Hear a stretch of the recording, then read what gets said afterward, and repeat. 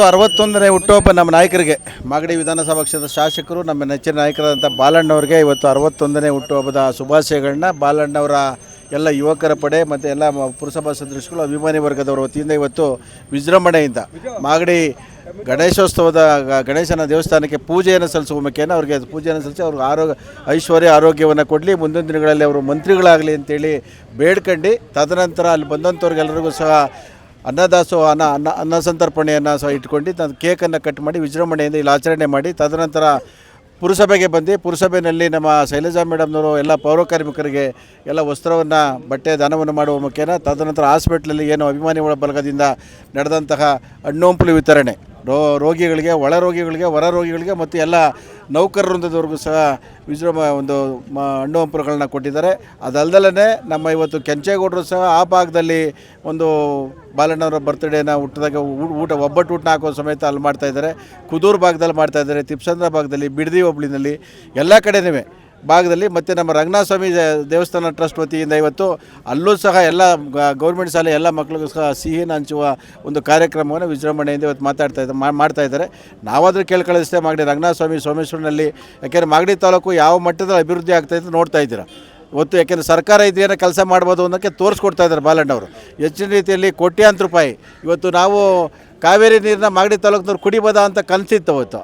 ಇವತ್ತು ನಮಗೆ ಸತ್ಯಗಾಲಯಲ್ಲಿ, ನಮ್ಮ ವೈಜಿಗುಡ್ಡೆಯಲ್ಲಿ, ನಮ್ಮ ಭಾಗದ ಕೆರೆಗಳಲ್ಲಿ ಇವತ್ತೇನಾರು ನಮಗೆ ಈ ಭಾಗದ ಜನ ಇವತ್ತೇನಾರು ಕಾವೇರಿ ನೀರು ಕುಡಿತಾ ಇದ್ದೀವಿ ಅಂತ ಹೇಳಿದ್ರೆ ಅದಕ್ಕೆ ಮೂಲ ಕಾರಣಕರ್ತರು ನಮ್ಮ ಸುರೇಶ್ ಅಣ್ಣವರು, ಹಾಗೆ ಡಿ ಕೆ ಶಿವಕುಮಾರ್ ಸಾಹೇಬರು ನಮ್ಮ ಬಾಲಣ್ಣವರ ನೇತೃತ್ವದಲ್ಲಿ ಇವತ್ತು ಬುಧವಾರ ನಾವು ಶಂಕುಸ್ಥಾಪನೆಯನ್ನು ಮಾಡ್ತಾಯಿದ್ದೀವಿ. ಆ ಭಾಗದ ಕೆರೆಗಳು ನಮ್ಮ ಭಾಗ ಆಗ್ಬೋದು, ಕುಣಿಗಲ್ ಭಾಗ ಆಗ್ಬೋದು, ಆ ಭಾಗದ ಕೆರೆಗಳನ್ನ ಶಂಕುಸ್ಥಾಪನೆ ಮಾಡಲಿಕ್ಕೆ ತುಂಬಿಸುವಂಥ ಕೆಲಸಕ್ಕೆ ಶಂಕುಸ್ಥಾಪನೆ ಮಾಡಲಿಕ್ಕೆ ನಮ್ಮ ಉಪಮುಖ್ಯಮಂತ್ರಿಗಳು ಸಹ ಆಗಮಿಸ್ತಾ ಇದ್ದಾರೆ. ಹಾಗಾಗಿ ಆ ಒಂದು ಕಾರ್ಯಕ್ರಮ ಯಶಸ್ವಿ ಆಗ್ತದೆ. ಈ ನಿಟ್ಟಿನಲ್ಲಿ ಇವತ್ತು ಒಂದು ವಿಜೃಂಭಣೆಯಿಂದ ಬಾಲಣ್ಣವರ ಹುಟ್ಟುಹಬ್ಬವನ್ನು ಆಚರಣೆ ಮಾಡಿದ್ದಾರೆ. ಆಚರಣೆ ಮಾಡಿದಂಥ ಎಲ್ಲ ಅಭಿಮಾನಿ ವರ್ಗದವರಿಗೆ, ಪುರಸಭಾ ಸದಸ್ಯರುಗಳಿಗೆ ಮತ್ತು ಎಲ್ಲ ಅವರ ಬಾಲಣ್ಣವರ ಪಡೆಗೆ ನಾನು ಧನ್ಯವಾದಗಳನ್ನ ತಿಳಿಸಿಕ್ಕೆ ಇಷ್ಟಪಡ್ತೀನಿ. ಏನು ಸರ್, ಜೊತೆಲಿದ್ದವರು ಸೊಸೈಟಿ ಚುನಾವಣೆಯಲ್ಲಿ ಒಂದು ಒಳ ಒಪ್ಪಂದ ಮಾಡ್ಕೊತಾ ಇದ್ರು, ನನ್ನ ಮಧ್ಯೆ ಉಳಿದಿದ್ರೆ ಈ ಪರಿಸ್ಥಿತಿ ಬರ್ತಿರೋ ಅಂದರೆ ತಪ್ಪಾಗಿದೆ ಸರ್. ಈಗ ಅದನ್ನು ಹೆಚ್ಚಿಗೆ ಚರ್ಚೆ ಮಾಡೋದು ಬೇಡ, ಬಹಿರಂಗವಾಗಿ ಬಂದರೆ ಚರ್ಚೆ ಮಾಡೋಕ್ಕೆ ರೆಡಿ ಇದ್ದೀನಿ ನಾನು.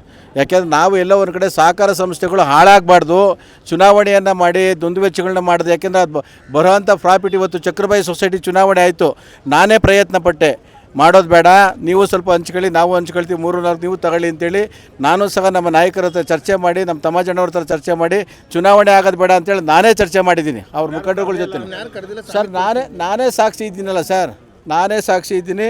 ಆ ಮುಖಂಡತ್ವ ವಹಿಸುವಂತಹ ಬೆಳವಡಿ ರಂಗಸಾಮಣ್ಣನ ಜೊತೆ ಮಾತಾಡಿದ್ದೀನಿ, ತಮ್ಮಣ್ಣಗೌಡ್ರ ಹತ್ರ ಮಾತಾಡಿದ್ದೀನಿ, ಇದ್ದಂಥ ಕ್ಯಾಂಡಿಡೇಟ್ಗಳ ಹತ್ರ ನಾನೇ ಮಾತಾಡಿದ್ದೀನಿ. ಬರ್ರಪ್ಪ ನೀವು ಉಪಾಧ್ಯಕ್ಷನ ತಗೊಳ್ಳಿ, ತಮ್ಮಜಣ್ಣವ್ರ ಹತ್ರ ಮಾತಾಡಿದ್ದೀನಿ, ಬಾಲಣ್ಣವ್ರ ಹತ್ರ ಮಾತಾಡಿದ್ದೀನಿ, ಚುನಾವಣೆ ಮಾಡೋದು ಬೇಡ. ಇವತ್ತು 1 ವರ್ಷದ ಆದಾಯ ಇವತ್ತು ಚಕ್ರಬಾಯಿ ಸೊಸೈಟಿಲಿ 1 ವರ್ಷದ ಆದಾಯ ಇವತ್ತು ಹೋಯ್ತು, ಇವತ್ತು ಚುನಾವಣೆ ಖರ್ಚಿಗೋಸ್ಕರ ಹೋಯ್ತು.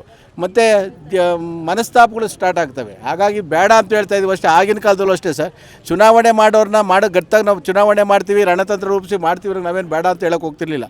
ಅವತ್ತು ನಾವು ಮುಂದಾಳತ್ವ ಇಟ್ಕೊಂಡು TAPCMS ಆಗ್ಬೋದು, PLD ಬ್ಯಾಂಕ್ ಆಗ್ಬೋದು, ನಾವು ಎಲ್ಲ VSSN ಆಗ್ಬೋದು, ಸೊಸೈಟಿಗಳಾಗ್ಬೋದು, ಎಲ್ಲಕ್ಕೂ ಸಹ ನಮ್ಮ ಕಾರ್ಯಕರ್ತರು ಕೂತ್ಕೊಳ್ಳಿ ಅಂತ ನಾನು ಜನತಾ ದಳದಲ್ಲಿದ್ದರೂ ಅವತ್ತು ನಮ್ಮ ಕಾರ್ಯಕರ್ತರು 2-3 ಕೂತ್ಕೊಳ್ಳಿ. ಯಾಕೆಂದರೆ ಸಹಕಾರ ಕ್ಷೇತ್ರ ಅವ್ರಿಗಿನ್ನ ಕಠಿಣ ಪರಿಸ್ಥಿತಿ, ಅವ್ರಿನ್ನ ಇಟ್ಕೊಳ್ಳೋಕೆ ಹೋಗಿಲ್ಲ, ಕೈ ಹಾಕೋಕ್ಕೆ ಹೋಗಿಲ್ಲ ಅವರು.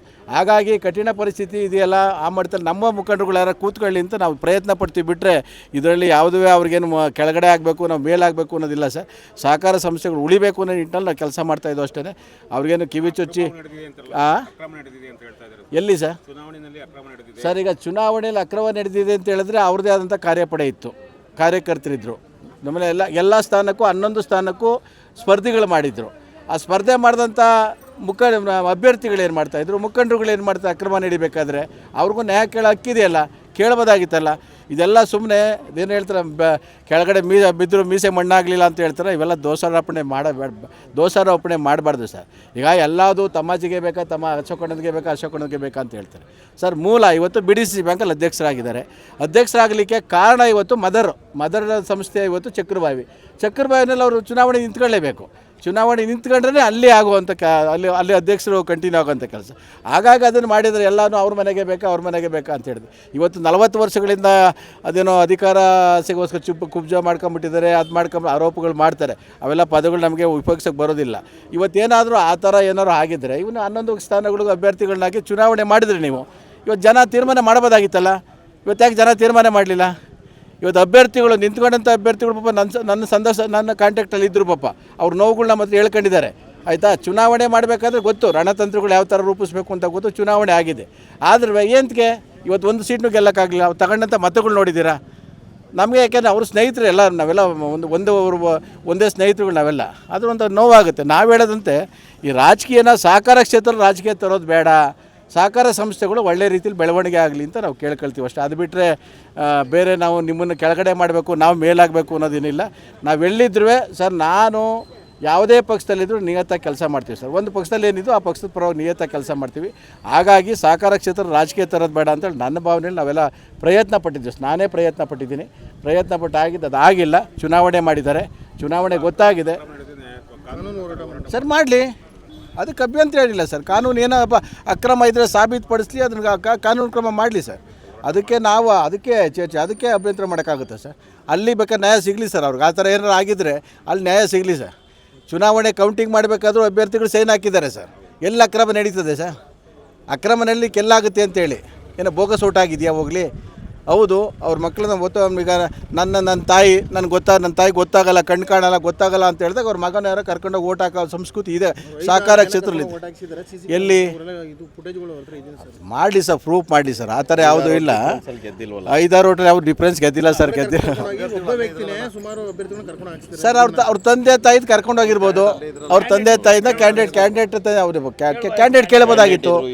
ಕ್ಯಾಂಡಿಡೇಟ್ಗಳಿದ್ರು, ಒಳಗಡೆ ಏಜೆಂಟ್ಗಳಿರ್ತಾರಲ್ಲ ಸರ್. ಅಕ್ರಮ ಎಲ್ಲಿ ನಡೆಯೋಕ್ಕಾಗುತ್ತೆ? ಪ್ರತಿಯೊಂದು ಬೂತಲ್ಲೂ ಏಜೆಂಟ್ಗಳಿದ್ದಾರೆ, ಕ್ಯಾಂಡಿಡೇಟ್ಗಳಿದ್ದಾರೆ, ಅವ್ರದ್ದೇ ಆದಂಥ ನಮ್ಮ ಕಾರ್ಯಕರ್ತರೇನಿದ್ದು ಅದೇ ಥರ ಕಾರ್ಯಕರ್ತರುಗಳಿದ್ದಾರೆ. ಅವ್ರು ಕೇಳಬಹುದಾಗಿತ್ತಲ್ಲ, ಯಾಕೆ ಈ ಥರ ಬೋಗಸ್ ಮಾಡ್ತಾಯಿದ್ರು ಅಂತ ಕೇಳಬಹುದಾಗಿತ್ತು ಸರ್. ಪೊಲೀಸರು ಒತ್ಸೋಕ್ಕಾಗುತ್ತೆ ಸರ್? ಎಲ್ಲದರಲ್ಲೂ ವಿಡಿಯೋ ಇದೆ ಸರ್, ಚೆಕ್ ಮಾಡಲಿ, ಅದನ್ನು ಕಾನೂನು ಕ್ರಮ ಹೋಗಲಿ ಸರ್, ಅದಕ್ಕೆ ಅಭ್ಯಂತರ ಇಲ್ಲ. ಆದರೆ ಸುಮ್ಮನೆ ಸೋತ ಮೇಲೆ ಈಗ ಬೆಳಗುಂಬದಲ್ಲಿ ಗೆದ್ದರು ಸರ್, ಬೆಳಗುಂಬದಲ್ಲಿ ಗೆದ್ಬಿಟ್ರು ಅಂತ ನಾವು ಪ್ರೆಸ್ ಮೀಟ್ ಮಾಡಿಲ್ಲ, ಮೋಸ ಮಾಡಿ ಗೆದ್ಬಿಟ್ರು ಅಂತ ಹೇಳೋಕ್ಕಾಗುತ್ತಾ? ಅವೆಲ್ಲ ಸುಮ್ಮನೆ ದೋಷಾರೋಪಣೆ ಮಾಡೋದು ತಪ್ಪು. ದಯಮಾಡಿ ಇದೆಲ್ಲ ಬಿಡಬೇಕು. ರಾಜಕೀಯವಾಗಿ ಒಂದು ಸಂಸ್ಥೆಗಳು, ಸಹಕಾರ ಸಂಸ್ಥೆಗಳು ಬೆಳಿಬೇಕಾದ್ರೆ ರಾಜಕೀಯ ತೂರ್ಸೋದು ಬೇಡ ಅಂತ ನಮ್ಮ ಇದಷ್ಟೇ. ಬಿಟ್ಟರೆ ಇವೆಲ್ಲ ಬಿಡಬೇಕು. ಸೋತ ಮೇಲೆ ಸೋಲನ್ನು ಒಪ್ಕೋಬೇಕು. ಬಿಟ್ಬಿಟ್ಟು ಅದು ಮಾಡಿದ್ರೆ ಹೋಗಲಿ ಸರ್. ನ್ಯಾಯ ಮರೆ ಹೋಗೋದಕ್ಕೆ ಅಭ್ಯಂತರ ಯಾರೇ ಕೈ ಹಿಡಿಯೋಕ್ಕಾಗುತ್ತಾ? ಮಾಡಲಿ, ಎಲ್ಲರೂ ನ್ಯಾಯ ದೊರಕಲಿ ಅವ್ರಿಗೆ, ಎಲ್ಲರೂ ನ್ಯಾಯ ದೊರಕಲಿ. 11ಕ್ಕೆ ಅವರೇ ಗೆದ್ಕೊಂಡು ಇನ್ನೂ ಖುಷಿಯಾಗುತ್ತೆ. ಅಲ್ಲಿ ಬರೋವಂಥವ್ರು ನಮ್ಮವರೇ ತಾನೇ. ಆ ಥರ ಆಗೋದಿಲ್ಲ. ಯಾಕೆಂದರೆ ಈ ಚುನಾವಣೆ ಆಗಿದೆ, ಪಾರದರ್ಶಕವಾಗಿ ಚುನಾವಣೆ ಆಗಿದೆ. ಯಾವುದೇ ಅಭ್ಯರ್ಥಿಗಳೆಲ್ಲ 11 ಜನ ಅಭ್ಯರ್ಥಿಗಳು ಇದ್ದಾರೆ, ಮತ್ತು ಕಾರ್ಯಕರ್ತರು ಇದ್ದಾರೆ. ಅಲ್ಲಿ ಎಲ್ಲ ಪ್ರತಿಯೊಂದು ಬೂತಲ್ಲೂ ಏಜೆಂಟ್ಗಳು ಕೂತಿದ್ದಾರೆ. ಅಕ್ರಮ ನಡಲಿಕ್ಕೆ ಚಾನ್ಸಸ್ ಇಲ್ಲ. ದಯಮಾಡಿ ಇದು ಸತ್ಯಕ್ಕೆ ದೂರವಾದ ಮಾತು ಅಂತ ನಾನು ಹೇಳ್ತೀನಿ ಸರ್. ಶಾಸಕರು ಪ್ರತಿ ವರ್ಷವೂ ಸಹ ದೇವರು ಮೊರೆ ಹೋಗೋದು. ಅವರು ಸ್ವಲ್ಪ ದೇವಭಕ್ತಿ ಜಾಸ್ತಿ, ಅಭಿಮಾನಿ ಪಾಪ ಇದ್ದಾರೆ, ಅಭಿಮಾನಿಗಳು ಆಚರಿಸ್ಕತೆ ಅಂತೇಳಿ ಪ್ರತಿ ವರ್ಷವೂ ದೇವಸ್ಥಾನಗಳಿಗೆ ಹೋಗ್ತಾರೆ. ಆಗ ಇಲ್ಲ ಇದ್ದಾರೆ ಪಾಪ ಮಾಡ್ತಾ ಇದ್ದಾರೆ. ಪ್ರತಿ ವರ್ಷವೂ ಅಷ್ಟೇ ದೇವಸ್ಥಾನಕ್ಕೆ ಹೋಗುವಂಥ ಒಂದು ರೂಢಿಯನ್ನು ಮಾಡ್ಕೊಂಡಿದ್ದಾರೆ. ಹಾಗಾಗಿ ಇವತ್ತು ಅವ್ರಿಗೊಂದು ಒಳ್ಳೇದಾಗಲಿ ಸರ್. ಇಲ್ಲ ಒಂದು ಒಳ್ಳೆ ದೇವಸ್ಥಾನಕ್ಕೆ ಹೋಗಿದ್ದಾರೆ, ಅದು ಒಳ್ಳೇದಾಗಲಿ. ನಮಗೂ ಮಂತ್ರಿಯಾಗಿ ನಮ್ಮ ಮಾಗಡಿ ತಾಲೂಕಿಗೆ ಬರಲಿ, ಅಭಿವೃದ್ಧಿ ಆಗ್ತಾಯಿದೆ, ನೋಡ್ತಾ ಇದ್ದಾರೆ. ಇವತ್ತು ಯಾವ ಮಟ್ಟದಲ್ಲಿ ಅಭಿವೃದ್ಧಿ ಆಗ್ತಾಯಿದೆ ಅಂತ ನೋಡ್ತಾ ಇದ್ದೀರಾ. ಇನ್ನೂ ಹೆಚ್ಚಿನ ರೀತಿಯಲ್ಲಿ ಅಭಿವೃದ್ಧಿ ಆಗಲಿ ಅಂತೇಳಿ ನಾವು ಕೇಳ್ಕೊಳ್ತೀವಿ ಸರ್.